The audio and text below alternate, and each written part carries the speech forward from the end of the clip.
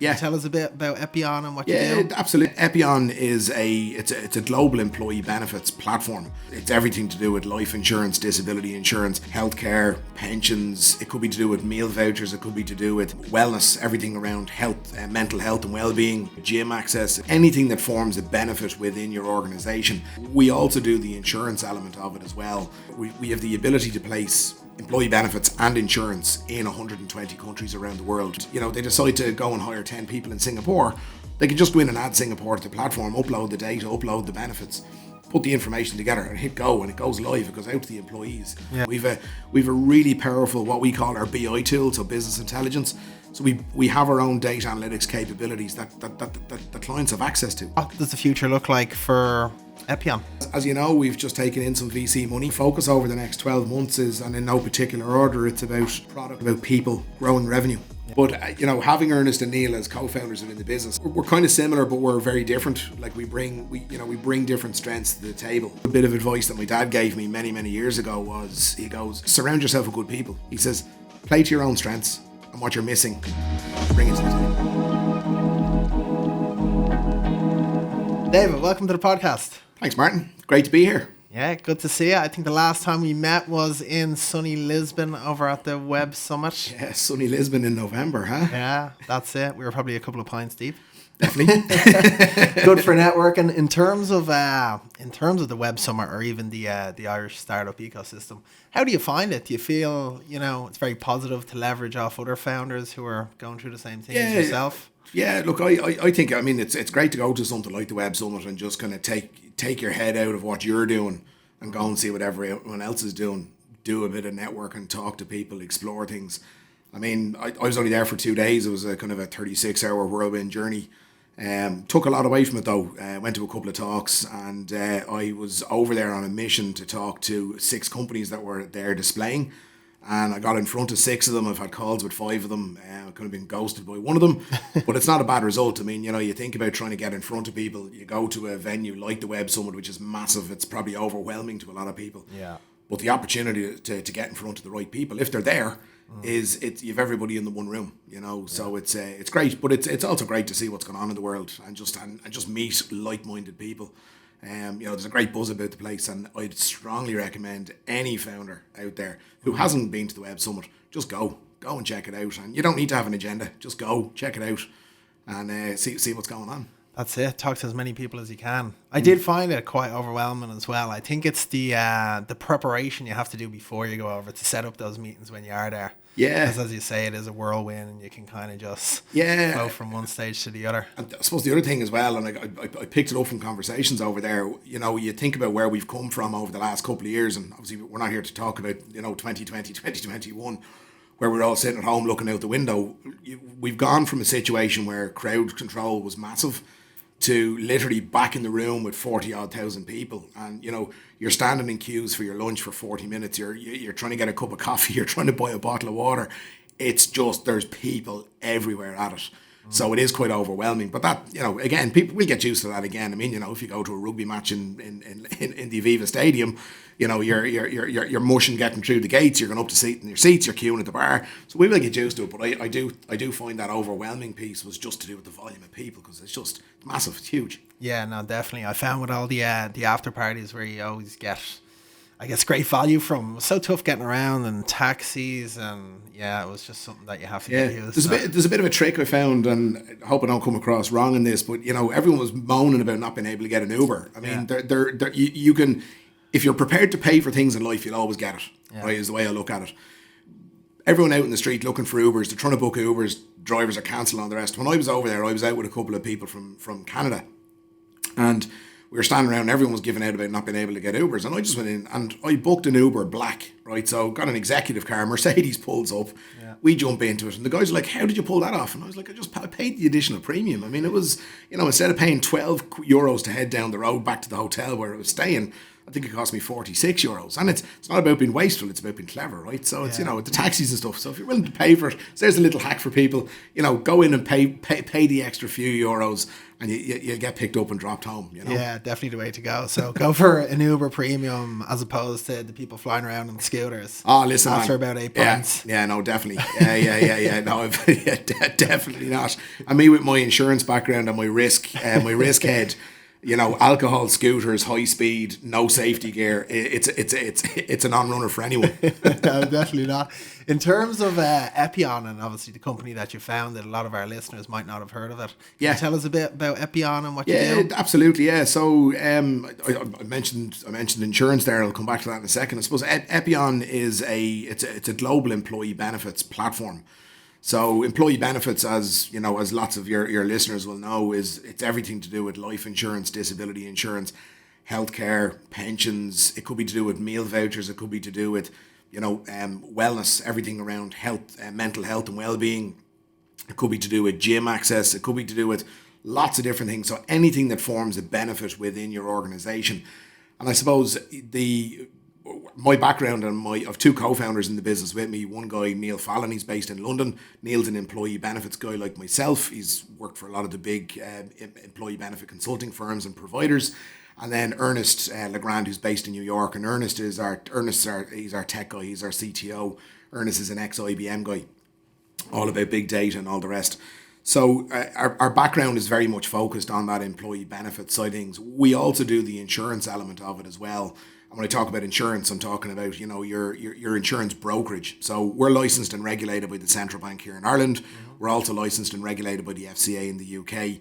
We have the ability to place employee benefits and insurance in 120 countries around the world through a partner network that we're part of. So I suppose we punch above our weight with regard to our capabilities.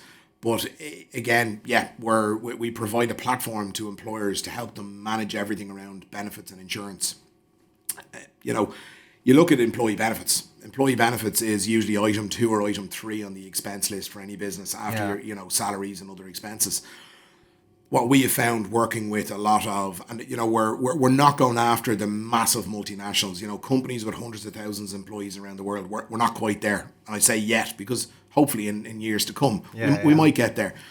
You know, if you take a company with 2,000 employees spread out over 10 countries, the likelihood is that there's no synergy with their benefits. There's no the access to the data for themselves around the benefits. So around benefit spending, usage, uptake, communication, the ability to bring flexibility to the table doesn't exist. Yeah. And the reason it doesn't exist is because they're under catered for. If you're a company like a Google or a Facebook, you've got tens of millions of dollars that you can spend on technology to bring this to your employees. Whereas a company with 2,000 employees, they're not going to have those deep pockets. Well, sorry, 9 times out of 10, they're not going to have those deep pockets to go and spend with the big providers, the big employee benefit consulting houses. They have this technology, they sell it. It's incredibly expensive. I'm not saying that we're cheap and cheerful, but in comparison to those guys, we bring value to the table.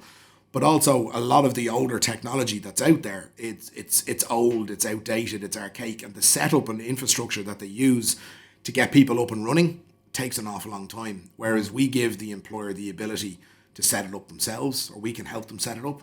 So they don't technically need us to do the work for them. Of course, we're more than happy to do the work for them.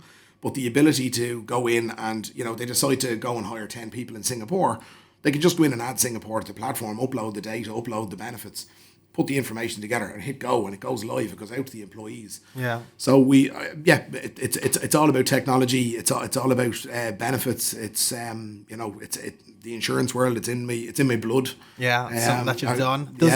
Something that I've done, and there's a family history in it as well. Does it? It must vary from country to country in terms of benefits, in terms of what's important and what's on offer to employees. Yeah, the complexity around it is huge. I mean, even you take Ireland. Let's take Ireland, UK, and then the US. In Ireland, there are no mandatory benefits. The only thing you have to do as an employer in Ireland is provide access to pay into a pension. Yeah. You don't have to contribute into it. All you have to do is give access to a pension. Okay. Yeah. Really easy, simple. There's no other benefits you have to provide. In the UK, you have to do mandatory pensions and you have to contribute into them. Okay. Now the employee has the opportunity to opt out. But again, the complexity around giving people the option to opt in and out of their pension, the only way you can do that when you have volume of people is through technology. And again, that's something that we bring to the table.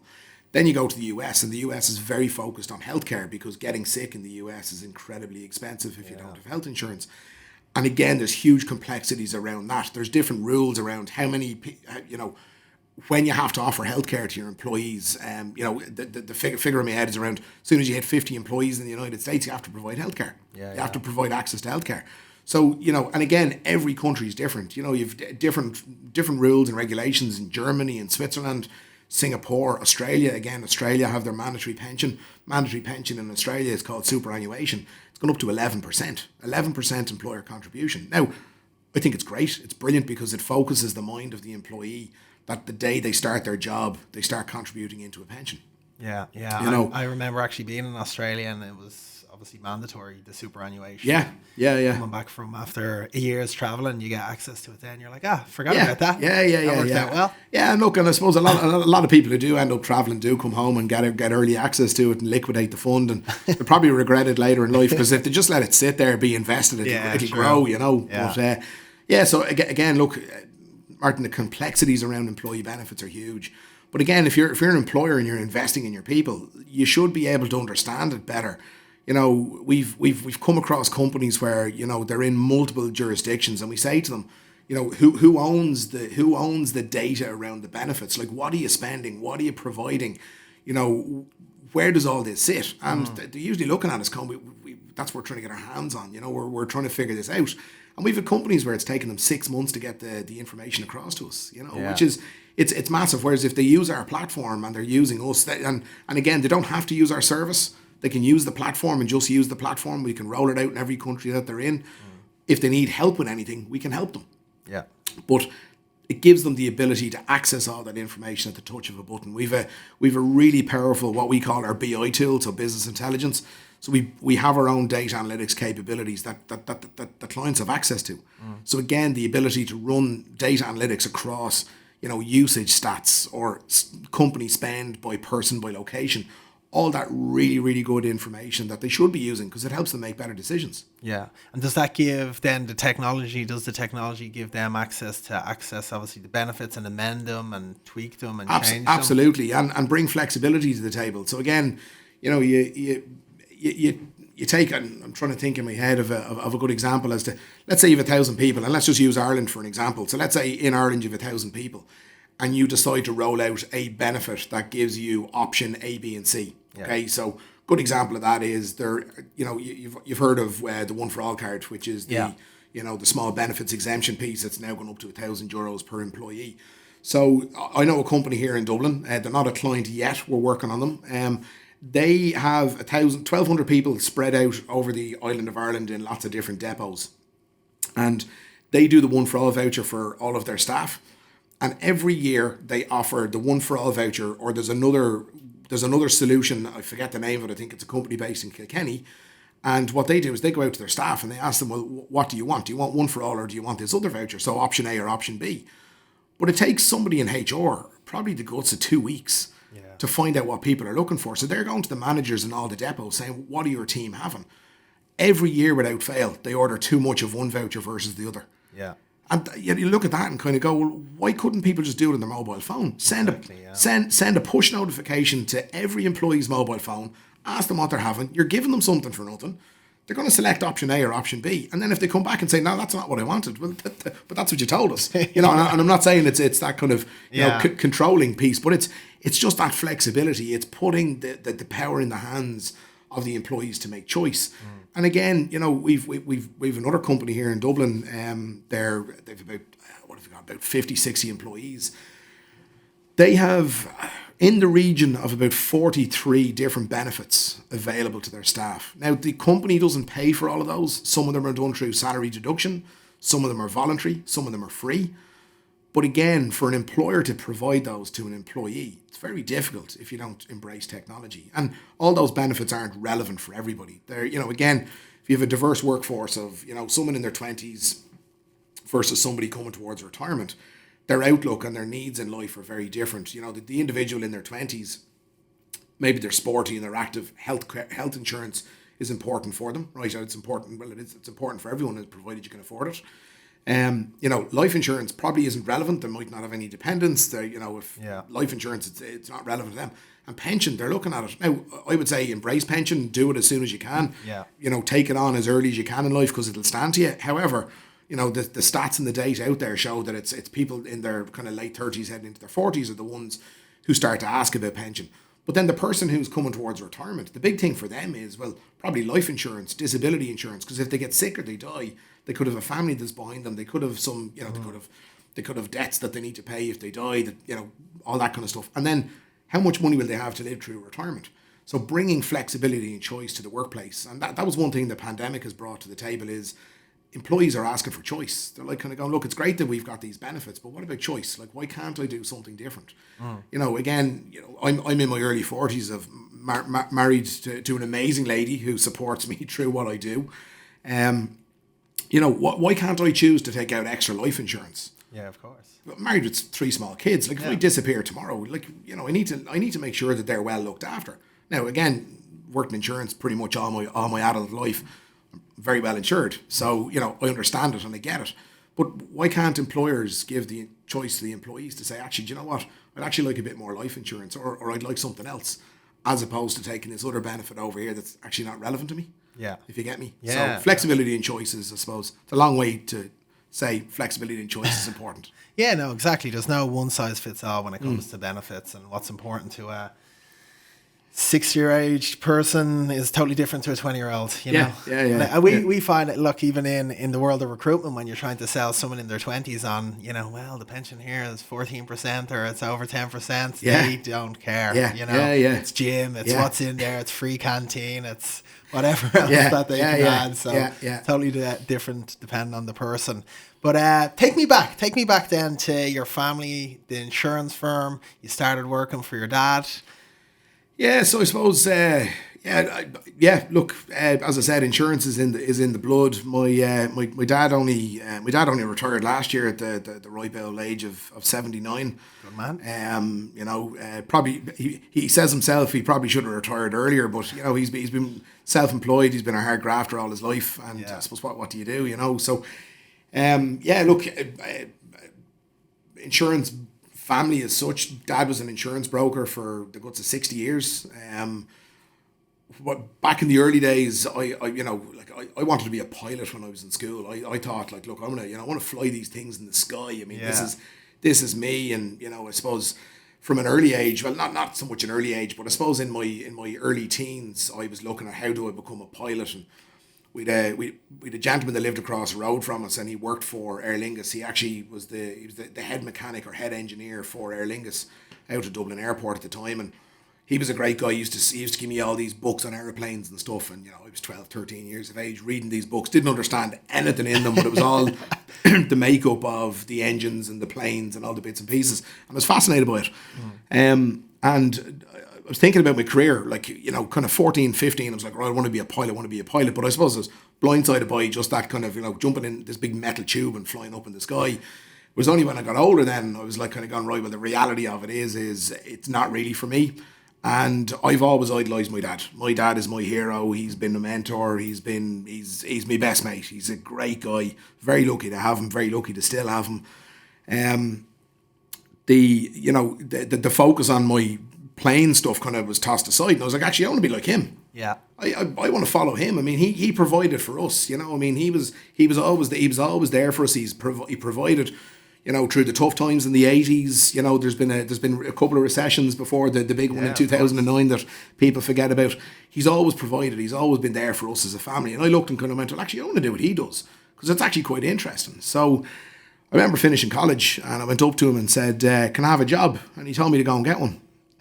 I was like, but you have a business here, you could employ me. And he goes, look, you come and work here. He says, you're going to sit in the corner, and he says, you won't learn anything. He says, because you'll always be the boss's son. Exactly, yeah. He says, you need to go and learn from some of the best in the industry. So, I went and I got a job. My first job was in Allianz, the big German insurer. Yeah. And I was working in the home insurance department. And it was an eye-opener. I mean, and a great education around the basics of insurance. If you can understand home insurance or car insurance, gives you a great basis for understanding the other stuff, the bigger corporate stuff. Yeah. So working in there, I was working on the home insurance side, and then I suppose I got an opportunity to go and work for Hibernian Insurance, who are now Aviva. Those guys, the department I went into was on the life and pensions side of things, which again, I've always had a head for figures. I've always had a head for, for maths and stuff like that. So I found that side of it more fascinating, because pensions, investments, life insurance, and all the number stuff, the financial planning side of it. So I went in there and I worked there for a number of years as a trainee, trained through the ranks. Then I ended up going to work for the Irish Medical Organisation, and I was a financial advisor to doctors. I was driving up and down. I've been in every hospital, cottage hospital, and I wouldn't say every GP practice, but certainly the larger practices around the country. Yeah. Back in the day, doing kind of 50, 60,000 kilometres a year in my little Volkswagen Golf, and it was great. A great way to learn, and I was thrown in the deep end, and did quite well out of it. And then I decided one day to set up my own business called Financial Medicine. Again, going out targeting the medical community, and I remember kind of 6 weeks into that journey, sitting down, kind of going, what am I after doing? This is like, I went from the gravy train to sitting kind of going, what's this all about? Within 6 months of starting that, things took off, and it was great. We had a great run of it. But what I did during that period was I was working. It was me on my own. I was licensed by the central bank, but I didn't have any support staff, so it was me. So I was doing all the work, and it was tough going. So yeah. I was sitting having a pint with Dad one day, and he just says, "Look, why don't you reverse what you're doing inside in our place?" And he says, "And we can bring that support."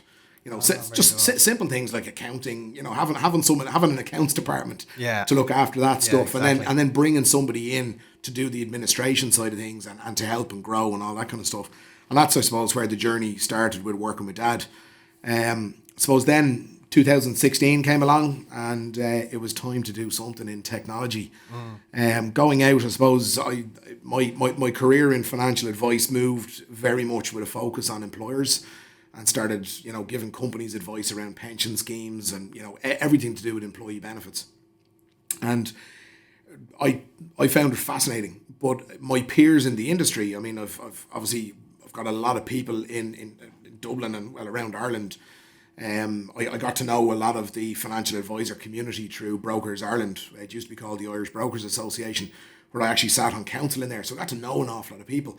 And all the guys that I was meeting, they didn't like group business. And I was like, but group business is great. Yeah, like, love that. It's brilliant, I mean, it's fantastic. And they're like, no, the individual stuff is better.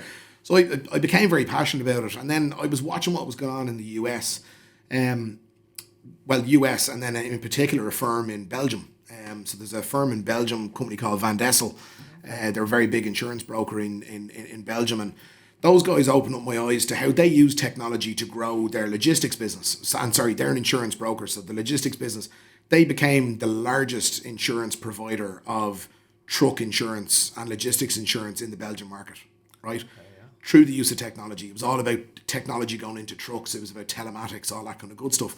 So it really opened my eyes as to how just because you're working in a space doesn't mean that you can't try and adapt something else to bring it into what you're doing to help you grow your business. And they were the only ones doing it in Belgium, and their business exploded as a result of that. Not solely because of that, but that was a huge part of it. Yeah. So I was really fascinated by that. And then I was looking at the US market, and I was looking at, there's companies in the US, like you've got Zenefits. Zenefits it's an incredible story about a startup that went out, and I mean, they have to be careful how I phrase this, because but they felt, you Google them, you'll find it. They fell foul of the regulators in the US. Okay, so you've got 40 different regulators in the US. You've 50 states. Yeah. You've 40 regulators.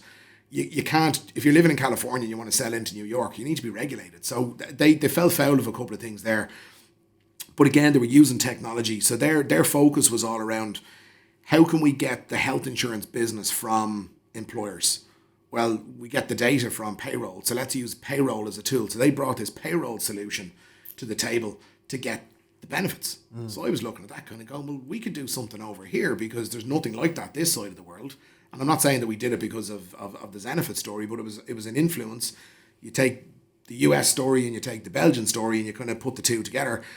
And I was working with Neil, looking after his clients in Ireland. He was looking after a couple of my clients in the UK, because again, the difference around, you take tax into the question, or into the picture. We're not tax people, right? We're not tax people. However, depending on the way employee benefits are structured and set up, there is tax, right?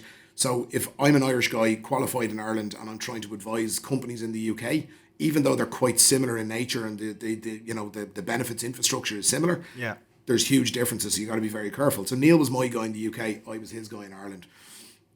And then we knew Ernest through Brokers Link, which is the network of the 120 ability to place business in 120 countries around the world.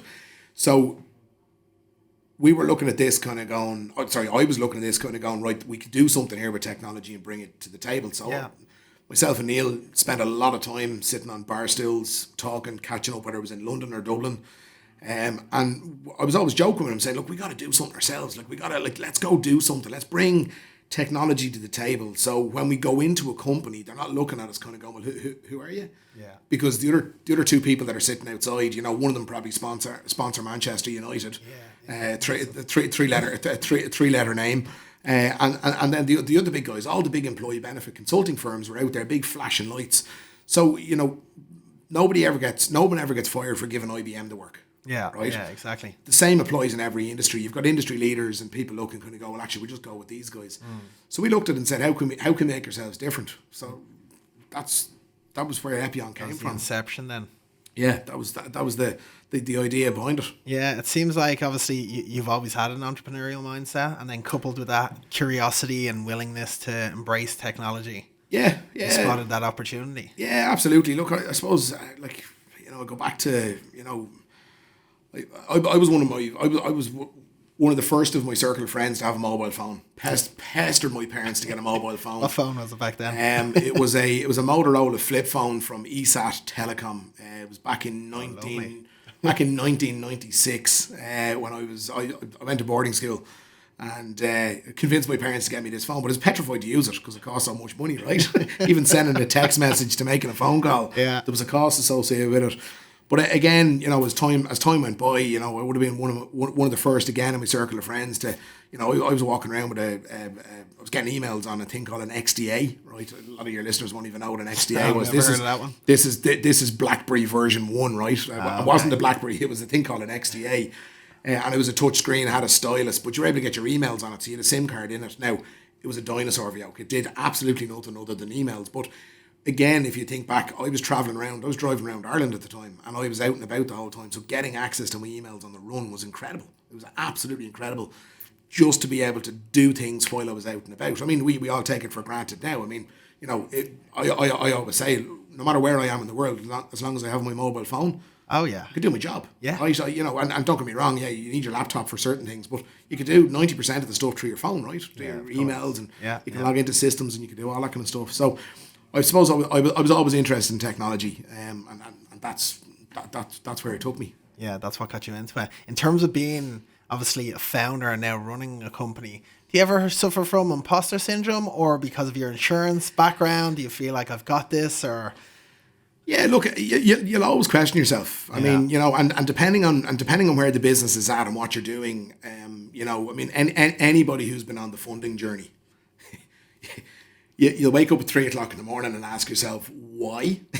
Why am I doing this? Right? Yeah. Because you go out and you're trying to explain. You're trying to sell yourself to potential investors, and sometimes they get it and sometimes they don't. And the ones who don't get it put question marks in your head as to why you're doing what you're doing. But I mean, look, the old saying, you get knocked down, you dust yourself off, you get up and you keep going. And I suppose that's just something in me where I'm not afraid to keep on going. But you're always asking questions: are we doing the right thing? Are we going in the right direction?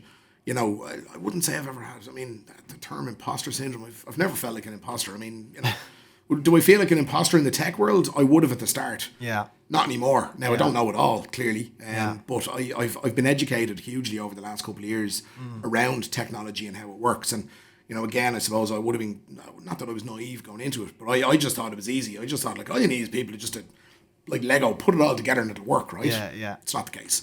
No, definitely not. But you learn. Yeah. And do you find that learning, that education, when you stand in front of venture capital firms and obviously you're pitching, is that quite a humbling experience? Do they kind of question you in parts that you haven't even questioned yourself, your own company? Oh God, yeah. Yeah. Absolutely. Yeah, I mean, some of the some of the questions they ask you, you're wondering, are they loaded questions? Like, what are they? What are they? What's the agenda? What's the agenda here with this one? But we've done 2 funding rounds, and both of them have been a huge learning curve, absolutely massive learning curve. It's definitely, I wouldn't say it's my favorite thing in the world to do, but it's part of a startup life that needs money to grow. You know, so it's worth it though. It's worth it if you get there. Yeah, no, definitely. And obviously growing, scaling, hiring people. What do you look for then in people that you invest in and want to bring along the journey? Team players. Yeah. Team players. Myself, Ernest, and Neil have this kind of saying. Like we've, I suppose I can say it because this is a podcast. It's not. It's not going out in RTE. We've no asshole policy. I mean, we can't tolerate it. I mean, look, we're a friendly bunch. We're nice people, and we want nice people. Now, don't get me wrong. We want people to perform. We want people to come in and roll up their sleeves and get stuck in. We want people with a positive attitude and a go-getter attitude. But just that whole they just, not that they have to be sound. I mean, we're not trying to make friends, but you get what I'm saying. Yeah. It's that whole thing. Like we look for people we can work with. Yeah. That we have to be able to gel. They have to fit in with the team.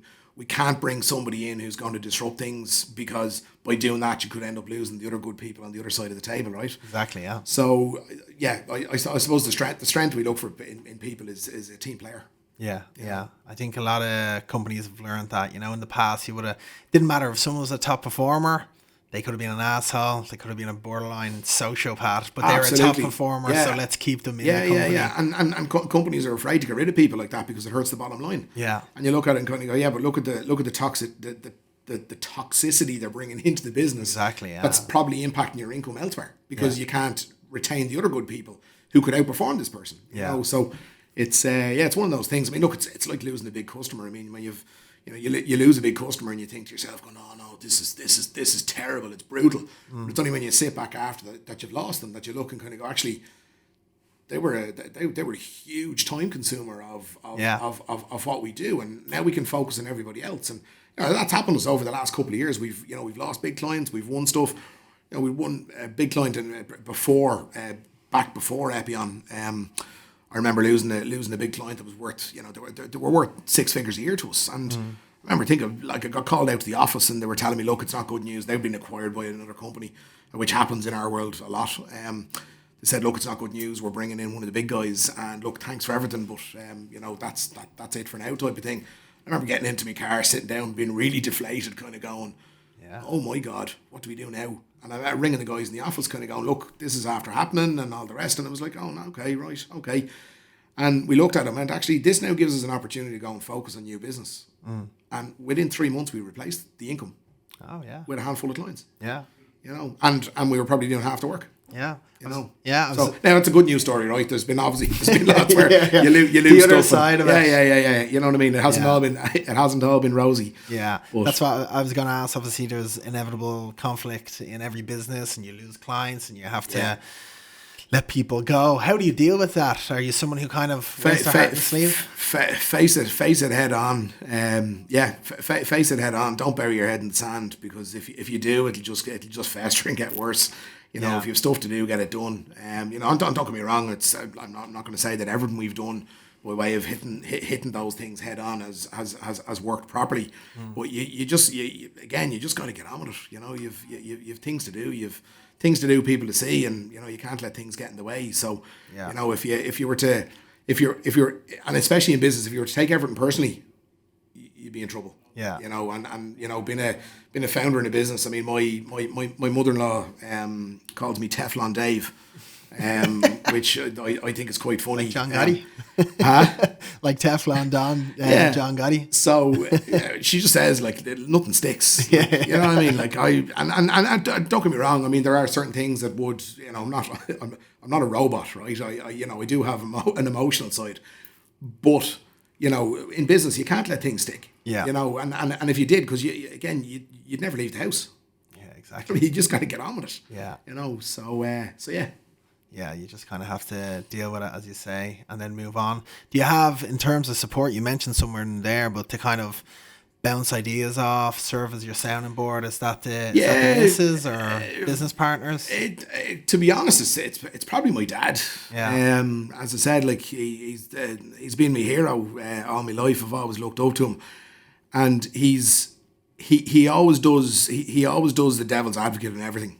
You'd say to him, "Oh, thinking of doing this," and he'll throw every spanner at you to see does it make sense. Yeah.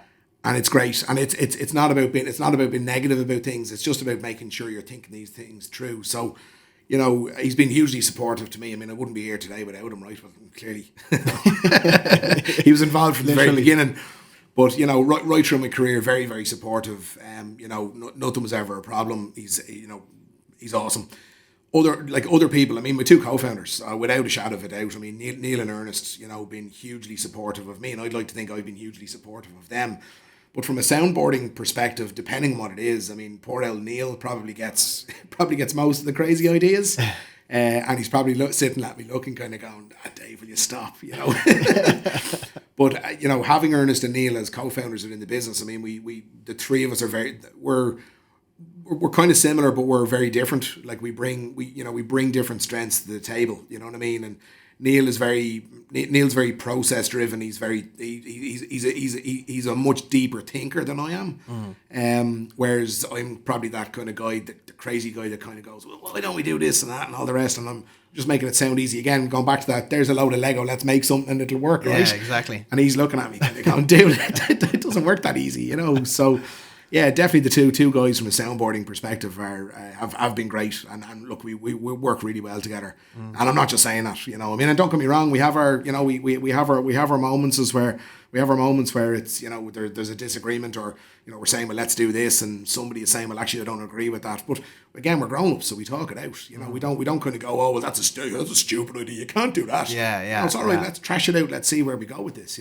So we're all grown ups. Yeah, exactly. And you need that. I think the contrasting characters, especially in a business partnership, you couldn't all be the same type of person. It wouldn't work that way. If we so I would consider myself a sales guy. Yeah.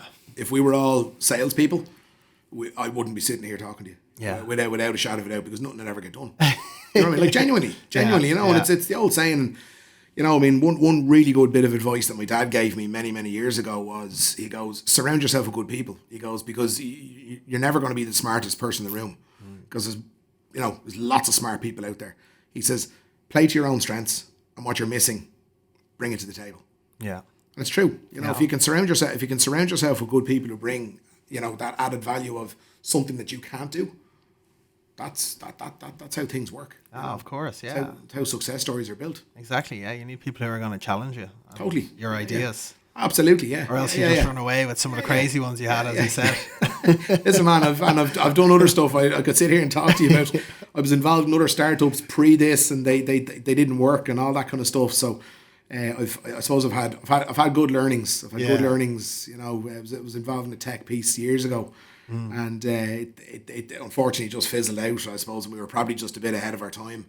Had we have done it kind of 2013, 14, I think, would have been great. But we did this back in 2005 when the internet wasn't the internet, if that makes sense. Still, not that it was in its infancy, it was obviously firing ahead, but where the world was with regard to access, even talking about access to emails on the move. I mean, 2004, 2005 was when I was walking around with this XDA in my hand that had a SIM card in it that barely worked. Yeah. Right. I mean, you didn't have, people had to go to internet cafes to get good speeds. They didn't have proper internet at home. It was only starting. So, we were a bit ahead of our time, and I lost a chunk of money in it and all the rest. But anyway.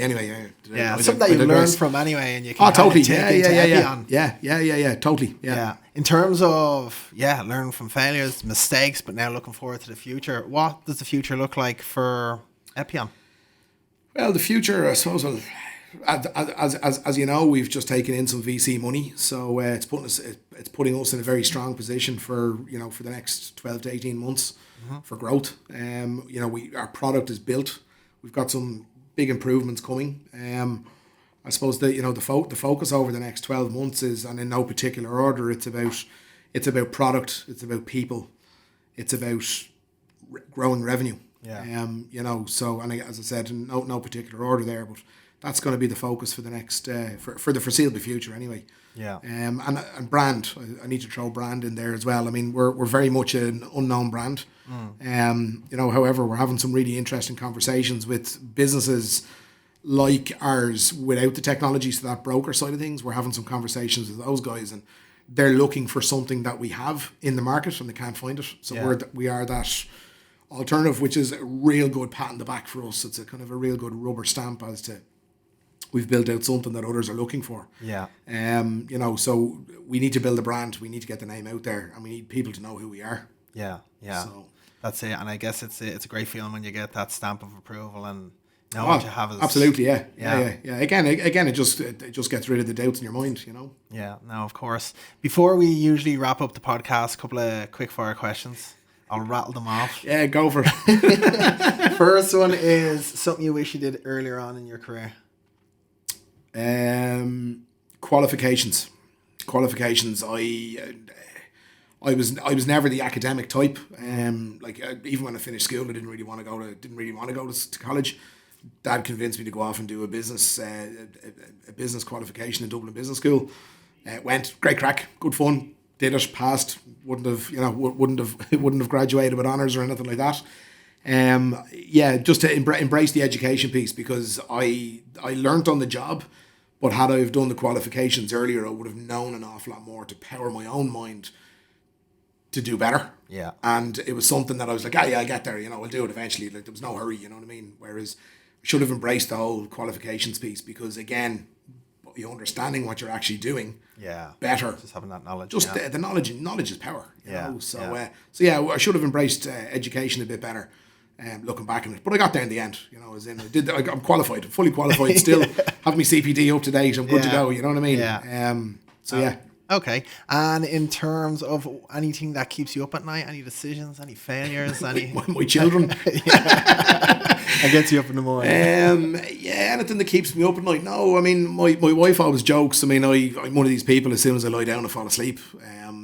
I don't really have a problem sleeping. Yeah. Not to say I don't wake up at 4:00 in the morning with these stupid ideas and think this is the way we should be going and whatnot. But I'm a good sleeper. Thanks for asking. Good to know. In terms of your biggest inspiration, has it changed over time? It's got to be. Is it your dad? My old man. My old man. He's a legend. Yeah. Okay. So it hasn't changed. No. I'm not. No. Just. Like you can look at all these famous people out there. You can look at like the billionaires of the world, and you can look at all these really successful business people. Yeah, you're only looking what the media is telling you. Like, you don't know these people. Exactly. I mean, under all, they could be absolute psychopaths. So like I know my dad. And it's look, my focus. It's, don't get me wrong. Like, money's important, but it's not my only motivating factor. It's you can have all the money in the world and be miserable. Yeah, exactly. Right? But creating something and leaving a kind of a legacy behind you. It's more a kind of, I want to be involved in something that's successful, and look, if money comes with that, great. But it's just about being a good person. You know? I mean, I want to provide for my family. I want to do what my dad did. Yeah, of course. You know what I mean? Yeah. So I want to give my kids the good life that I had. Yeah. A good upbringing. That's it. Yeah. Draw that inspiration, as you said, that you got from your dad. Yeah. What is the most important risk you've taken, and why? What's the most important risk I've taken?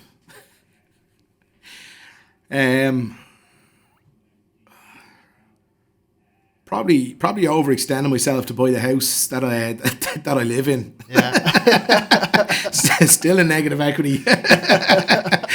Delighted though. Come here. Look, you need a roof over your head, right? It only becomes a problem if you can't pay for it. But that biggest risk. Look, I would consider myself a risk. I am a risk taker without a shadow of a doubt. Otherwise, I wouldn't be doing what I'm doing. But I suppose just with the insurance in me, it's calculated risk. Yeah. So I don't know. I guess that's probably that's my final answer. So the house ahead of Eppione then, going out and doing that. I know. Well, sorry. Look, going out. Sorry. Well, going out on my own was risky, but you have to remember.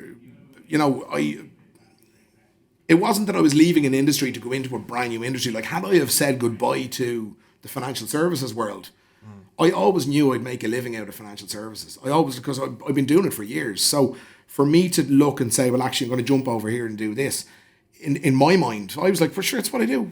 It's fine. We're just bringing technology into it. You know what I mean? You had that confidence. It's grand.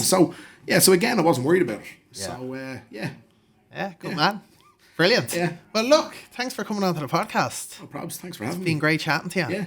I'm sure there's a lot of aspiring entrepreneurs out there other risk takers that listen, give it a go. Give it a go. Inspiration from this. As I always say, if you give it a go and it doesn't work, you can always get a job. Yeah, exactly. I genuinely think that for myself as well. I mean, look, if things don't work out, the experience you'll get from doing something it's huge. Yeah. Absolutely huge. Yeah. And you'll find your niche. And if it doesn't work, so just take the leap. Do it. There you go. Good man. Thanks for coming on. Thanks, Martin.